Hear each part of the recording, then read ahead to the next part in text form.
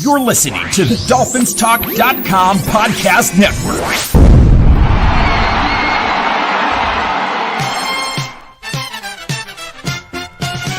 There's a team that's in our hearts. We've got love that won't depart. We are always in the stands, 'cause we're super Dolphin fans. Football is mighty rough. Winning gets awful tough. We're rooting for the Dolphins. Our mighty, mighty Dolphins. We're rooting for the Dolphins. Our mighty, mighty Dolphins. Hello, Miami Dolphin fans, and welcome to the Same Old Dolphin Show, part of the DolphinsTalk.com podcast network. I'm Josh Katzker. With me today and every day is my brother from the exact same mother, Aaron the Brain. Aaron, say hello to the people. Hello to the people. Brain, after all is said and done, all the hard work, all of the naysaying, all of the this, that, and the other thing, the Miami Dolphins are going into Week 18 of the 2024 season mathematically alive for the playoffs. Woo! So you're saying there's a chance? There is, in fact, a chance. The Miami Dolphins defeated the Cleveland Browns in Cleveland 20-3, a December road win. The weather was fine. There's nothing to worry about. It was not even really that cold. I think the temperature was in the mid to upper 50s, and that's like whatever. And it rained. The adversity that they had to overcome, they had their backup quarterback starting, Tyler Huntley. And Tyler Huntley led the Miami Dolphins to a 20-3 victory. Brain, we're going to get into everything that happened leading up to the game, that happened in the game, that has happened since the game ended. But what were your takeaways, your big picture takeaways from Sunday? It's a win. It was a solid win. It was sloppy at times. And I felt like once they kind of got out of their own way in the second half and they played a cleaner game, they took control of the game. The defense had their way with Cleveland. And then again, for the second week in a row, when the defense really needed to get stops at the biggest points in the game, is when the defense stepped up and played their best, which I think is an encouraging trend. And I think the biggest takeaway is that the Dolphins got a solid performance from their backup quarterback. It wasn't a sparkling performance from this offense in any stretch, or even from Tyler Huntley, although the numbers ended up looking great. But all things considered, they moved the ball pretty well. They put up 20 points with their backup quarterback, and they won a game by 17 points on the road in December. So pretty hard to be upset about anything that happened there. Yeah, you can't really turn your nose up at that, because they did what they needed to do to get the win. And the win they did in fact get. So, that's good news for Miami Dolphin fans as far as I'm concerned. There was a lot surrounding the game that we need to get into, and we will do that. But first, a reminder to you, if you have not done so already, to make sure you're following us at Amplified to Rock, at Aaron the Brain. That's at Aaron the Brain. You can follow me on Blue Sky. Aaron is still on Twitter. The show is at Same Old Dolphins on both Twitter and Blue Sky. Download, rate, review, and subscribe to the Same Old Dolphin Show on Apple Podcasts, Spotify, Stitcher, SoundCloud, everywhere you get your podcasts. And of course, make sure you smash the like button on this video right now. Take a moment, hit the thumbs up. We appreciate you. Thank you very much. Smash that like button. Thank you very much. And of course, hey, I'd be remiss if I didn't mention Dolphins Talk Extra, where you can watch all of these Monday episodes of the Same Old Dolphin Show live exclusively. Plus, you get bonus segments, including Mike's College Football Show, We're going to have a whole bunch of other content rolling out all off season long, draft content, all kinds of extra stuff that you're only going to be able to get at Dolphins Talk Extra. So subscribe today for as little as $3 a month. Brain, it is time to get into it. The Dolphins in this game, listen, I mean, you look at the numbers, as you mentioned, they end up looking good. Tyler Huntley finishes the game 22 of 26 for 225 yards and a touchdown. He was also the Dolphins' lead rusher on the day with 7 carries for 52 yards. And I think as you look at the game, yes, I think it's safe to say that there was a clear difference in Tyler Huntley's game from what he looked like earlier this season as the Dolphins starting quarterback to what he looked like on Sunday against the Browns. I wouldn't say that he was fantastic or out of this world or even great. I thought it was a good, I'll say good performance from Tyler Huntley. It was nice to see Tyreek Hill getting involved with 9 receptions for 105 yards. We also saw contributions from Malik Washington, which was nice. A lot of different people catching passes. We had River Craycraft making a catch. We had D. Eskridge making a catch in this game. The Dolphins looked okay on offense. But again, we saw, Brain, a significant drop-off in this offense and how this offense operates in terms of quality of play, but also in organization of play when Tua is not on the field. Yes, but I think, to be fair, that's the case for any team going from any semblance of a franchise quarterback to a backup. I don't know that there are I'm sure there are a handful of teams that have quality backup situations where certainly not the quality of play. If you got a top 10, top 15, wherever you put Tua on the list, whatever, we're not going to debate that. But if you have anywhere from a top half of the league starting quarterback, from that to a backup, you're going to see a drop in quality of play. I mean, you add in that your number 2 receiver is out as well. And the fact that you can't run the ball. I mean, that's not on Tyler Huntley. So I would say, given all of those circumstances, the offense it wasn't great, but it was fine. And the point of this is that earlier this season, when Tua went out and was replaced by Skylar Thompson and by Tyler Huntley earlier in the season, it was a complete dumpster fire on offense. This was competent offensive football. It wasn't great, but it was, you've got a backup in there making sound decisions, protecting the football, moving the ball when needed, and ultimately engineering 20 points. And I think the bigger takeaway, unless you want to just stick to the offense in this segment, I think the bigger thing is that the defense put them into a position, and granted, it was against the Browns. It was against bad quarterback play. Their third string quarterback, the terrible Dorian Thompson-Robinson. Which, by the way, if you want to tank, the Browns are clearly tanking, because there is not a world where Dorian Thompson-Robinson gives the Browns a better chance of winning football games than Jameis Winston.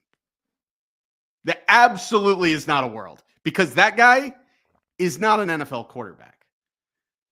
And in spite of that, I mean, regardless of that, I should say, the Dolphins defense did a solid job. They, had their struggles stopping the run, but they held the Browns to 3 points. And if you hold the opposing team to 3 points, that's a recipe for winning with your backup quarterback. Yeah. And that's exactly what they did. I thought it was a strong performance from the defense overall. A lot of classic bend but don't break. Jordan Brooks continued to be fantastic. Tyrell Dodson, that midseason pickup for the Dolphins, has proven to be a significant upgrade from what they had in David Long. And I don't know if he's a significant. I mean, he's made a couple of plays. In terms of what they were getting from David Long this season, it's a significant upgrade. I don't know what to tell you.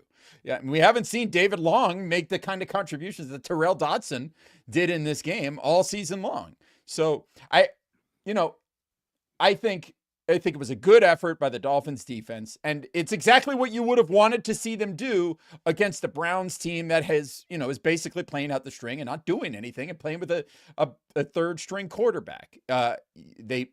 They did what they needed to do to take care of business. They forced some 3 and outs. They forced turnover. They played good football.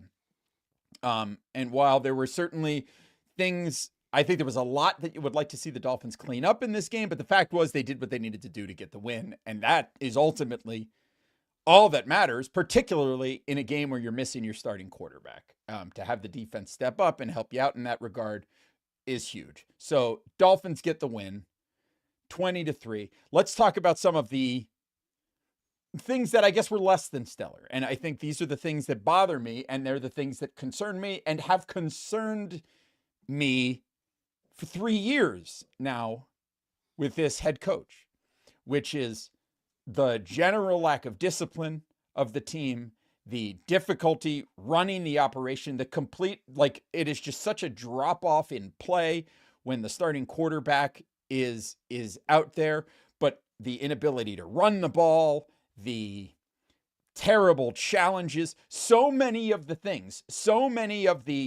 let's just call them for what they are, Mike McDaniel shortcomings were on full display yet again in this game. And while it didn't cost the Dolphins today, they're all still there.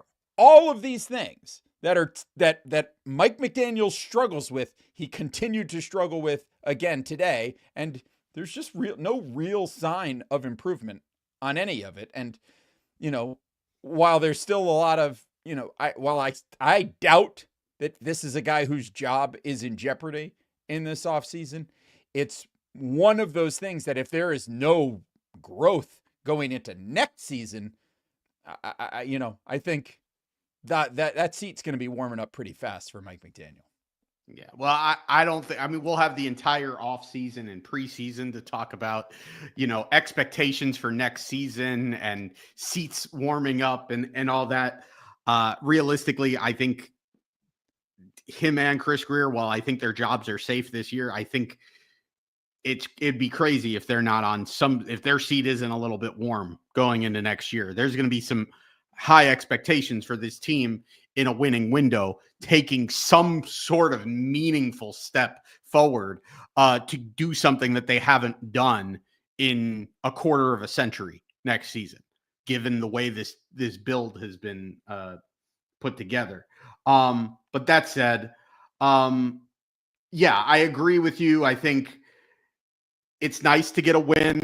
It's nice to win by 17 points. It's nice to have a comfortable victory against a bad football team. It's nice to do that on the road.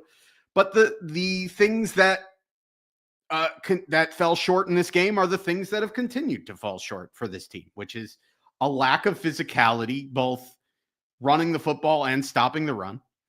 A lot of penalties. 11 penalties. And yeah, are there a couple of them that were questionable? Sure. But when you have 11 penalties, you're probably going to have a couple that are questionable. And even if you take those out, you were still penalized way too much in this game. Giving up sacks, the offensive line didn't play a terrible game in this game, but they were clearly overmatched. And once Teron Armstead went out, and it was Myles Garrett against Patrick Paul, I give Patrick Paul his credit for kind of hanging in there, but that was a tough matchup for Patrick Paul. And so when Patrick Paul gets beat for a sack, or Patrick Paul gets beat and ends up wrapping Myles Garrett up for for a holding call, that sucks. I don't know that I necessarily put that on Mike McDaniel, but in general, offensive line struggles, that's a trend. Penalties, that's a trend. Bad challenges, that's a trend. And lack of physical play, being the less physical team. That's a trend. And so these are all the things that have been shortcomings of this football team for at least the last 2 seasons. And these are the things that need to be cleaned up if this team is eventually going to take any kind of step. I'm not expecting these things to be cleaned up in 1 week to where we go next week to the Meadowlands and all of a sudden the Dolphins are going to put together a perfect performance.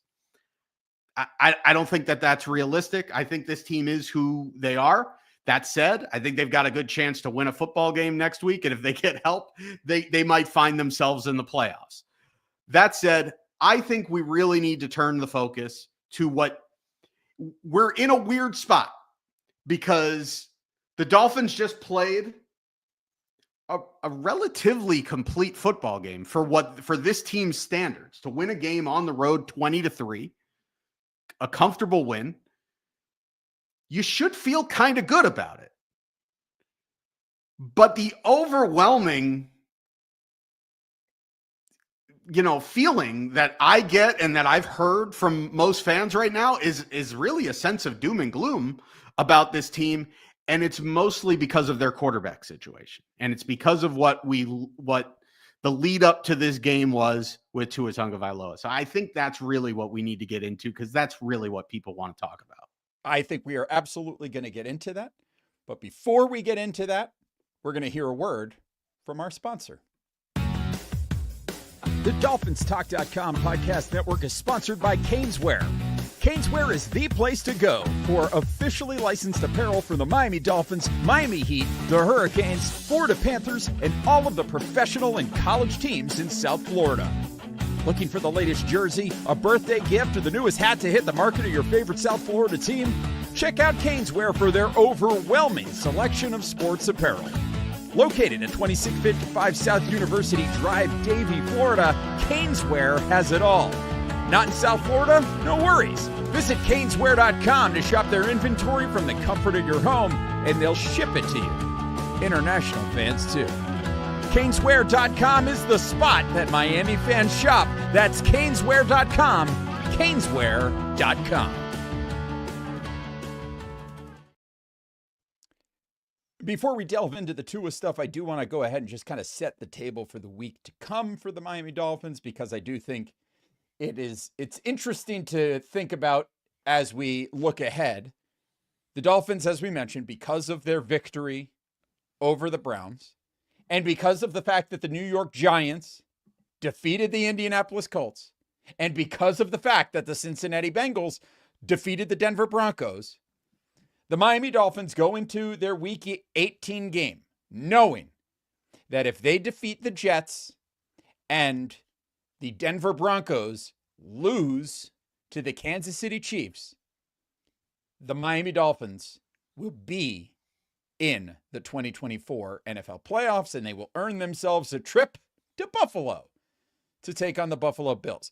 I'm sure you'll get into what the playoff implications are later this week, but I do want to say one of the conspiracy theories that is floating out there, that has been floating around, is that the Kansas City Chiefs will not want the Cincinnati Bengals to make the playoffs, and so that they will, quote unquote, lie down so as to remove any possibility of the Bengals making the postseason.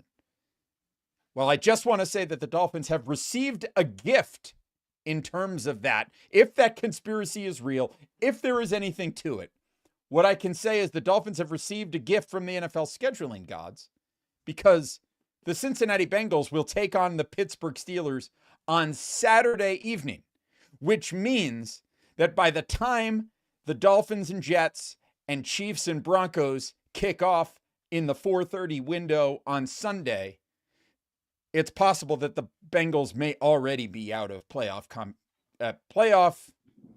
possibilities, assuming they lose to the Steelers on Saturday. So just want to throw that out there. A little extra. If you're somebody who's looking for a little extra hopium, there's a little nugget of hopium that you can put into your pipe and warm up a little bit with. So take that for what it is. But I mean, the fact that the Dolphins are going into this game with even an opportunity to make the playoffs and have a mathematically important game on the final day of the season is pretty cool. And listen, if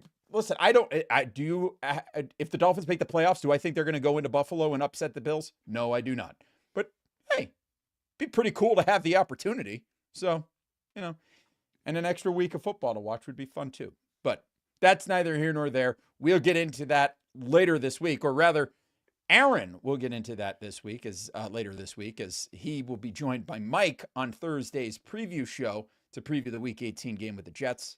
It's the holiday season. I'm taking my family on a well-earned vacation later this week, so I won't be available for the Thursday preview show. But Aaron will be here with Mike, and don't worry, the song will be sung. I can assure you of that, even though I won't be there live on the show on Thursday.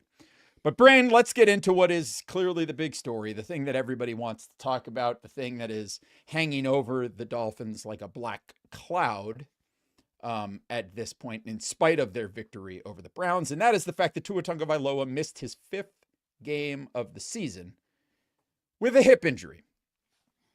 We heard on Saturday afternoon that Tua had been downgraded to doubtful after practicing on a limited basis all week leading up to the game. Most people didn't think very much of it. He had practiced in a limited capacity the full week ahead of the San Francisco game, and then went ahead and played in the San Francisco game.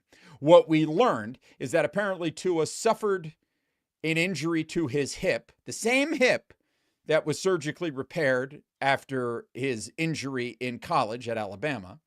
He suffered an injury to that hip in the game against the Texans. Over the course of the week leading up to the San Francisco game, the injury healed and improved enough that Tua was able to play in the game against San Francisco.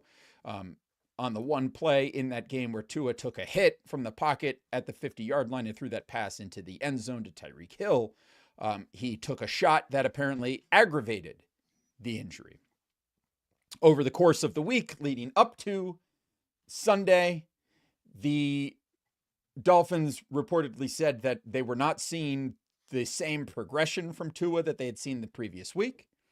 And eventually, and you have to be very mindful of the phrasing that the Dolphins have provided, because that's the information that we have. What we understand is that the Dolphins training staff felt that he was not making suitable progress, and that he was not going to be able to defend himself physically or with ability to move in the pocket the way that would be needed to protect himself during the game. Additionally, playing in the state that he was in would have put him at risk of significant injury. And so that was the statement that we were given from Mike McDaniel after the game on Sunday. On Monday, Mike McDaniel spoke to the media again and more or less doubled down on it. And it really does sound like, it does not sound to me like you're going to see Tua Tagovailoa suit up on Sunday for the Miami Dolphins. It really feels like there is something, that this is a injury that they keep saying that this is not a major injury, but it's preventing him from playing because playing would put him at risk of a significant injury. And I don't know, when I hear that, I don't think, yeah, that doesn't sound like a major injury. That sounds like something is significantly wrong. It sounds like something is either significantly hindering this man's ability to move and defend himself, or, like you said, if there's the possibility that he could be significantly injured or injuring himself significantly worse, and being at risk of a serious injury. Like, this does not sound like a situation where he's going to go from, if he had played on Sunday, he would have been at serious risk of suffering a significant injury, to a week later being able to play. And that serious injury risk is gone. So without fully understanding what his diagnosis is and what the injury is that he is dealing with, you can't really get into it too deeply, but you can certainly listen to it and say that something doesn't smell right in terms of the kind of injury that this guy is dealing with. And I don't know, Brain. Something seems off about this to me. They're talking out of both sides of their mouths because it's either a significant injury or it's not. Because, and here's the thing, there is not a franchise quarterback in this league that suffers an injury that is not a serious injury, gets in limited sessions all week, and then doesn't play with the team's season on the line with 2 games left to go. There's not a franchise quarterback in the league that's not playing in that game if it's not a significant injury. I would also say the fact that in the latest press conference, Mike McDaniel's going out of his way to say that he was not medically cleared. Right. That speaks to a serious injury. Like, right. If you're not medically cleared, then this is a significant injury. And right.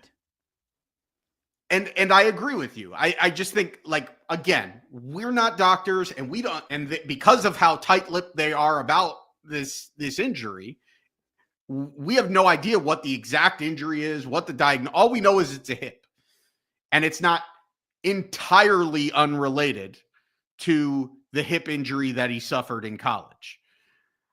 But given what we know, and given the fact that he didn't play in this last game, and given what the explanation that they're giving, it would seem like malpractice to play him. Because I don't understand how he's magically just going to be ready and not at risk of a significant injury next season, or, in this next game. So I think it's frustrating. And the truth is, like, look, we'll have months to talk about this in the off season. But regardless of whether Tua comes back, regardless of how he plays in this game, there has to be a significant plan moving forward of having some sort of contingency plan when Tua goes down again. Because at this point, it just seems very unlikely that it's an if situation. It's a when situation. And so it kind of puts you in a position where, again, you can do all kinds of restructures and free up a bunch of cap space and not touch Tua's contract and still give yourself a little bit of flexibility. But it seemed like the plan to really contend next year relied on restructuring Tua and kicking that contract down the road.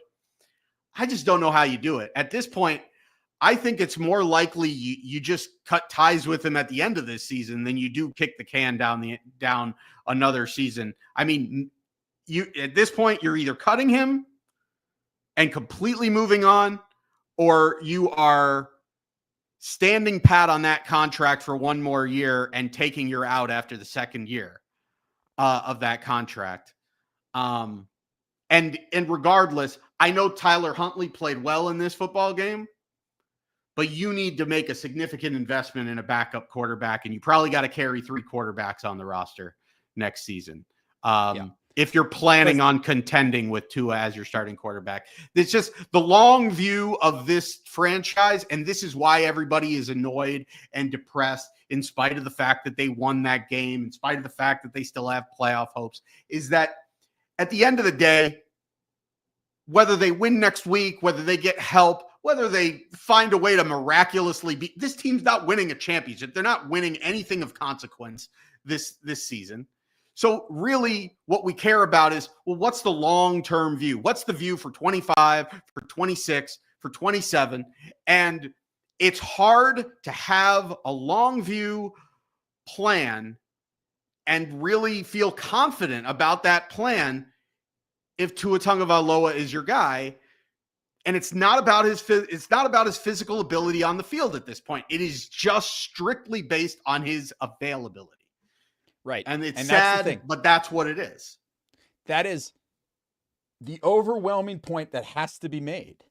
and this is I said something to this effect online over the weekend.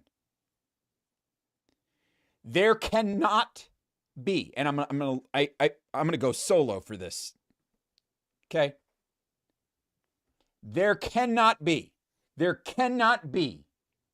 an honest assessment post-mortem of the 2024 Miami Dolphins season, and you cannot have an honest conversation about how this team goes forward, whether it's with the current GM or another GM in the future or the current head coach or whatever.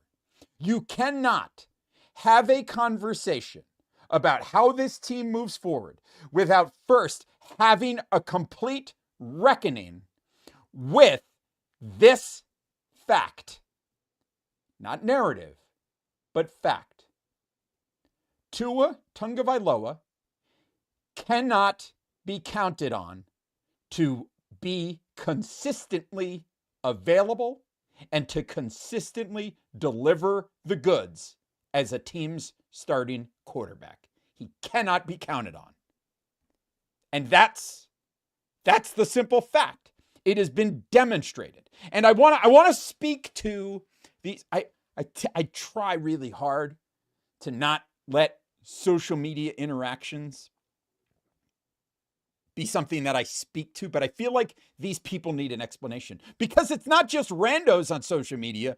I actually saw like notable people who I trust and respect online trying to defend this situation by saying it's not Tua that doesn't want to play. It's the training staff that is holding him out.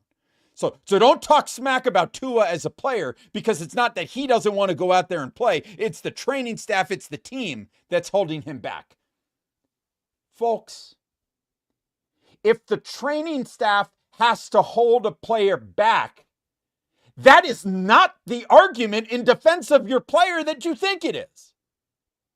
Because the bottom line, the problem, listen, nobody is doubting. I mean, there are some people out there doubting, but the vast majority of people don't have an argument that Tua, when he is healthy, is a player that the Dolphins can build a team around and win with. When he is healthy, the Dolphins can play and win with Tua Tagovailoa when healthy. The problem is he can't stay healthy. And when he is dealing with a hip injury that is apparently putting him at risk of significant long-term injury, so the training staff is holding him out, it is not a defense of this player and his injury proneness to say that, well, it's the training staff that's holding him out. He wants to play. No. The problem is this is a fragile player. This is a fragile player who seems to be unable to withstand the normal wear and tear of the National Football League. Because here's the thing. Neither the hit that caused him to miss 4 weeks in the Buffalo game, nor the hit that he took in the Houston game that caused the injury, nor the hit that he took in the San Francisco game were outside of the realm of standard regulation NFL hits. And this man is now dealing with significant injuries because of standard run-of-the-mill NFL hits. These are not dirty plays. These are not unfortunate plays where legs are getting trapped somewhere. And so there's a huge, it's not like those knee injuries and ankle injuries that you see where sometimes you get rolled up on or anything like that. These are not injuries like that. These are standard run-of-the-mill everyday hits that players in the NFL have to deal with every single day. And Tua Tagovailoa cannot withstand them.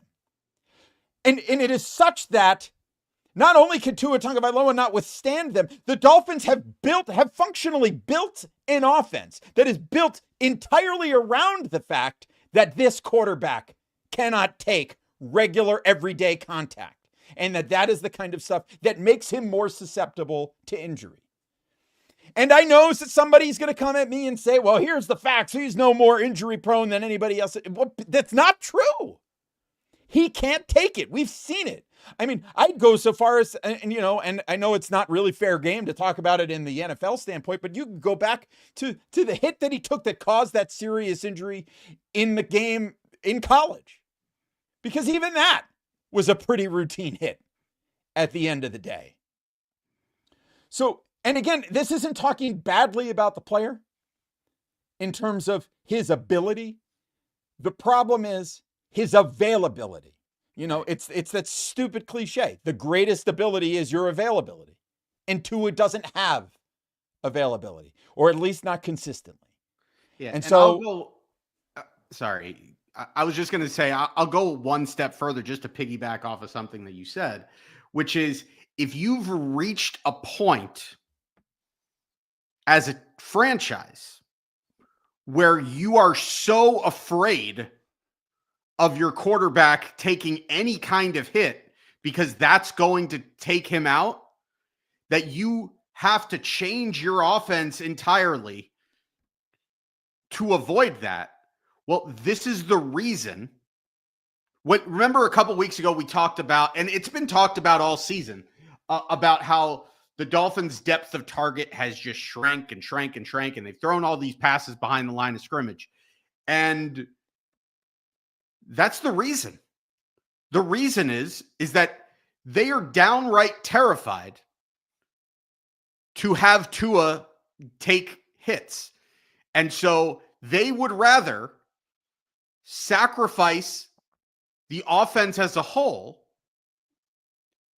because they know that if Tua gets hit and gets injured, that the offense will ultimately take a massive step back. So they'll take a significant step back, but still be better than they are with their backup quarterback if Tua doesn't take a hit. So we are relegated to throwing a bunch of passes behind the line of scrimmage.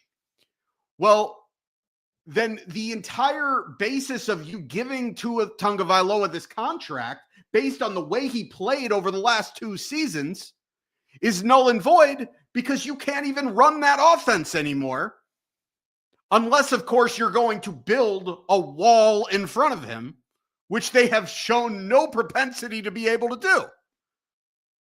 So it's like one of those two things has to change. I mean, you've got to either say, screw it, we're going to move forward with Tua, but we're going to go balls to the wall and we're going to run a real offense. Or, I guess it's 3 things. Or we're going to change the quarterback so we can run a real offense.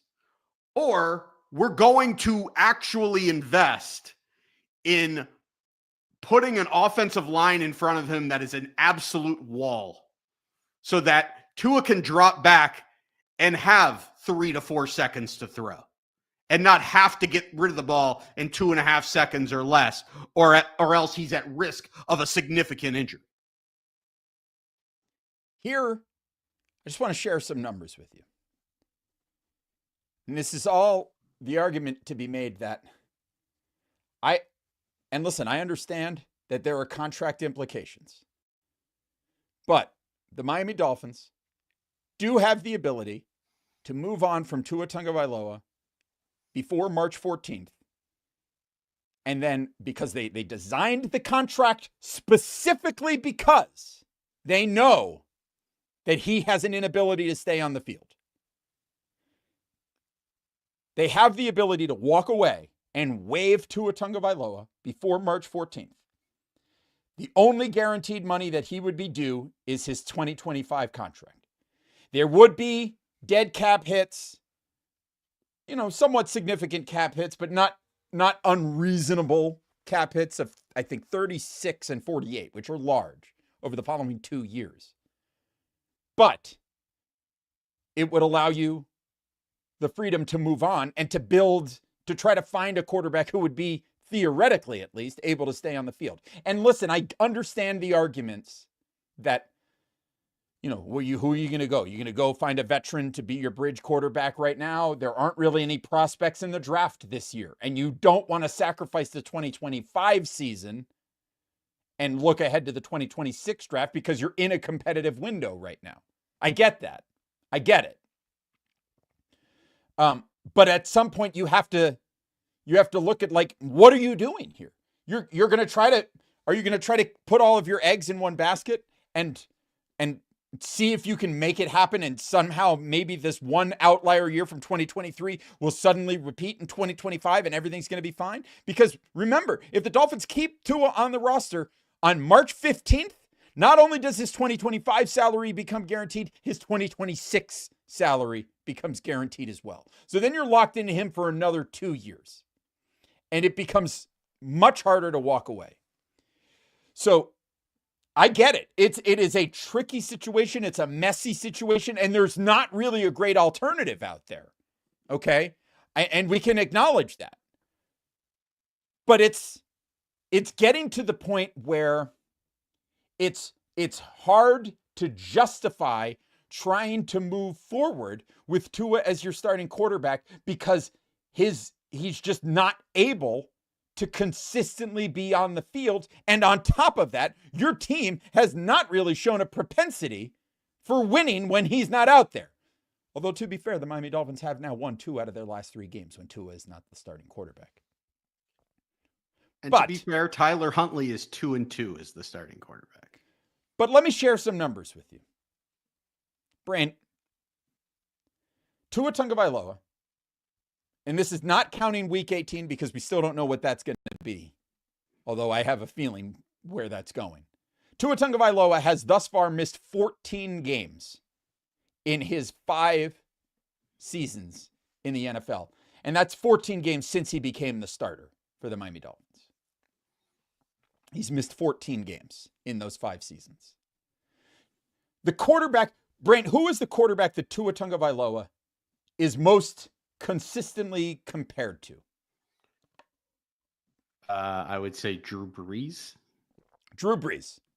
Small of stature, deadly accurate, but, doesn't have a lot of the physical traits, right? Drew Brees played 20 years in the National Football League. And in that 20-year NFL career, Drew Brees missed 11 games. Dan Marino played 17 years in the NFL. He only missed 25. John Elway played 16 years, only missed 10. Tom Brady missed 19 games in 23 years, and that's one season where he tore his, injured his leg in the first game of the season, basically missed a whole year. So that's the vast majority of those games. Peyton Manning had been in the league for 13 years before being injured and missing the entire 2011 season, and then missing 5 games in 2015. What I'm saying here is these are quarterbacks, all-time great quarterbacks, and Tua has not shown the ability to stay on the field. Well, what about the quarterbacks, his contemporaries? Joe Burrow has also played 5 seasons in the league, came out in the same draft. He's missed 13 games in those 5 seasons. Oh, okay. Well, those numbers are similar to Tua's. Yeah, but he suffered 2 injuries that both knocked him out for the season. And those were both more along the lines of the freak injuries that can happen. In between then, he's played, so those were the 2 seasons he's got hurt. The rest of the injuries he played, or the rest of the seasons that he was in the league, he's played every game. Justin Herbert, also drafted, same draft, has missed 5 games in 5 years. What about the other big quarterbacks right now? Josh Allen has missed 5 games in 7 years. Lamar Jackson, 12 games in 7 years. I haven't looked to see how many games that Patrick Mahomes has missed in his career, but I can't imagine it's very many. I'm pulling it up here. I feel like he's never missed a game. I think he's missed a total of 4 games in his career, and those were both some due to injury and some where he was rested because it was the final game of the season and the game didn't mean anything for the Chiefs. So the point here is Tua's a little bit of an outlier here. You can try to normalize what's going on here, but the fact of the matter is this guy is hurt. He's hurt often. He's hurt consistently. And I mean, frankly, he's almost hurt more than he's not. And the biggest worrying thing is that the 1 year that he managed to stay completely healthy was the year that he was fighting to earn a contract. And then he gets the contract and immediately throws caution to the wind and takes on a player, takes on a hit, gets concussed, misses 4 games, and now has missed at least 1 game and could miss another. And I guess the thing that is most worrying to me is that there is a world where the Dolphins make the playoffs because maybe, Tyler Huntley goes out there and manages to win another game for the Dolphins as the backup quarterback. And the Dolphins make the playoffs for a 3rd consecutive year. And we might find ourselves in a situation where the Dolphins make the playoffs 3 straight years, and in 2 of those 3 years are missing their starting quarterback in the playoff game. And that is a significant problem that the Miami Dolphins have to deal with. And so I will go back to what I said when we were having our conversation about Chris Grier. The Miami Dolphins first of all, need to fire Chris Grier. And they need to bring in a general manager who has the freedom to make the decision that I do not want to put all of my eggs in the Tua Tagovailoa basket. The bare minimum is they have to go out and they have to find a backup quarterback who they feel confident could lead them in 17 games if he had to and lead them to the promised land. And listen, you can look at this game against the Browns and say, yeah, Tyler Huntley did an okay job against the Browns. Do you feel confident in Tyler Huntley being your starting quarterback for 17 games in 2025 for the Miami Dolphins? Because if the answer to that question is not yes, then you have to go out and invest and find more to find a backup quarterback who you are going to feel confident in. Because what they've got now is not it, and the current situation is not sustainable. And here's the final point that I'm going to make.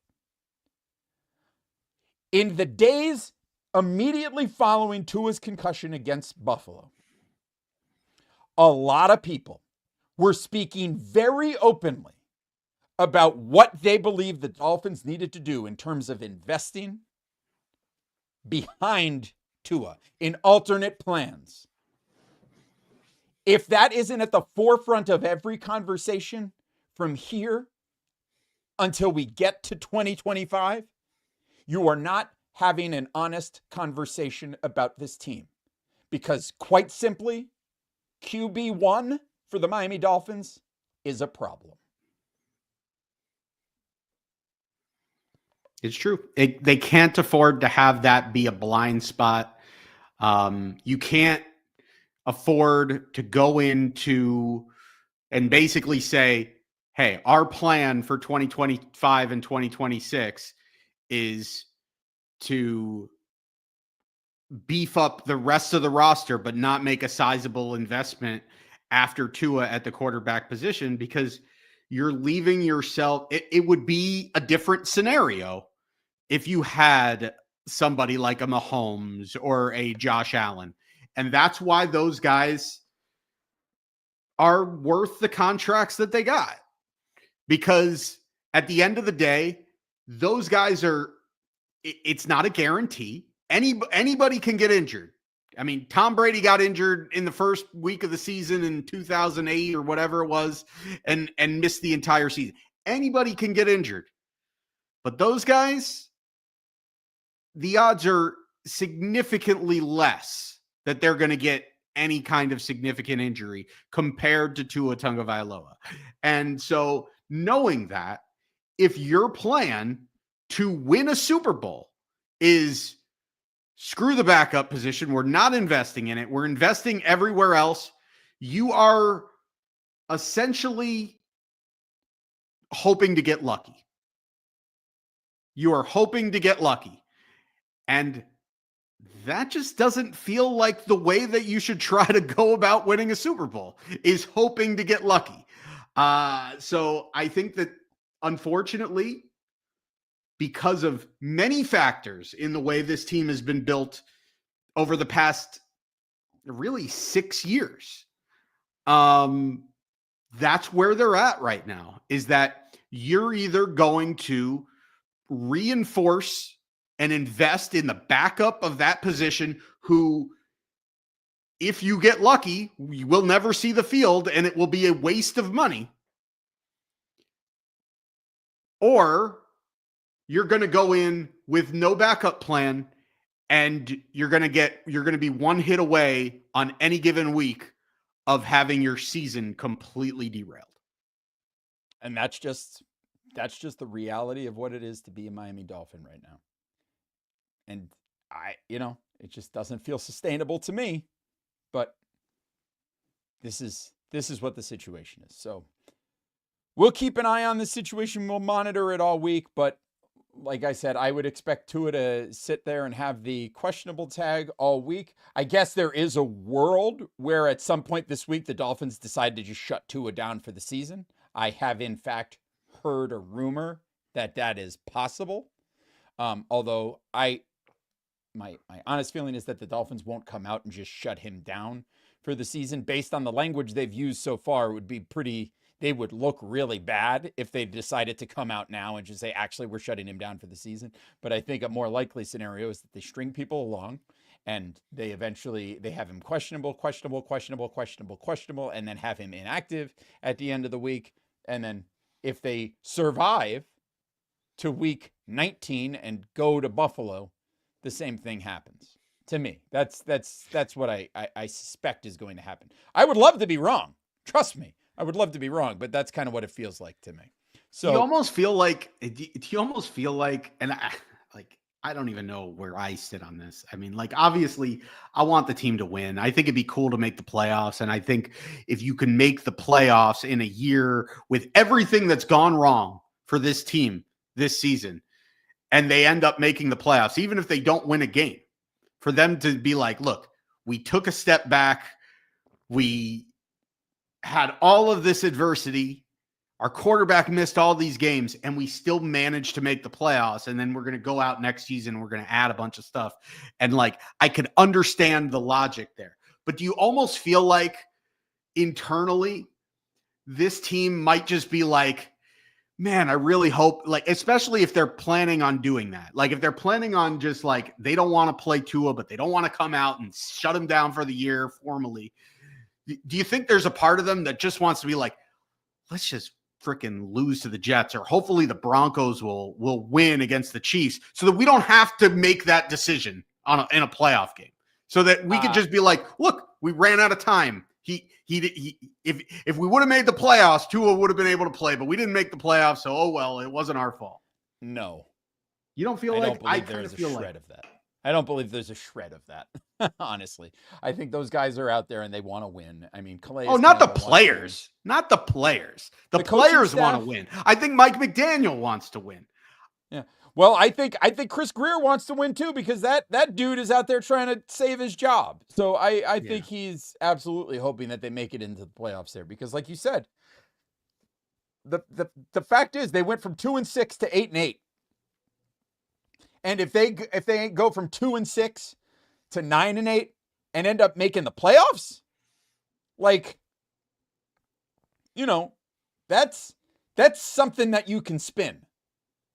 And that's where we talked about. It's not going to be effective on me, but it's maybe effective for Steve Ross, for Chris. Well, and that's what we talked about a couple weeks ago about, like, did that win against San Francisco in a vacuum change any narratives? Does this win against Cleveland change any narratives?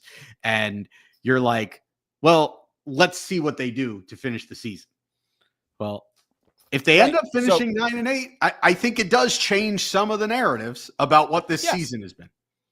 Right. And I think we can have that conversation at that point. But I mean, at this point, regardless of what their record ends up being, they've got this other black cloud that they need to deal with. Because absolutely, if you had questions about the build before, those questions have now been complicated significantly, if they hadn't already been. And I know that there are plenty of people out there who already had significant doubts about this quarterback. And now those, like, at this point, it's not avoidable. You simply cannot have it. I've said it already. You just can't, at this point, you cannot have an honest conversation about the team without addressing that elephant in the room. You simply cannot. And you can't just brush it off by saying, it's fine. It's fine. He'll be there. It's fine. He's the guy. It's fine. You cannot do that. You cannot do that because the facts speak a lot louder than anybody's words are going to speak. So I think that is probably the place to leave it. We will be back. Well, Aaron will be back with Mike on Thursday for a preview of the Week 18 game against the Jets. They'll get into the playoff permutations. Here's the thing. There's not really any permutations. Beat the Jets and Broncos lose, and you're in. That's it. But they'll talk about that. I imagine there will be a bonus segment for Patreon subscribers at Dolphins Talk Extra, which if you haven't signed up for, do that now for $3 a month at Dolphins Talk Extra. That's patreon.com/Dolphins Talk. Smash the like button, follow us, subscribe to the YouTube channel.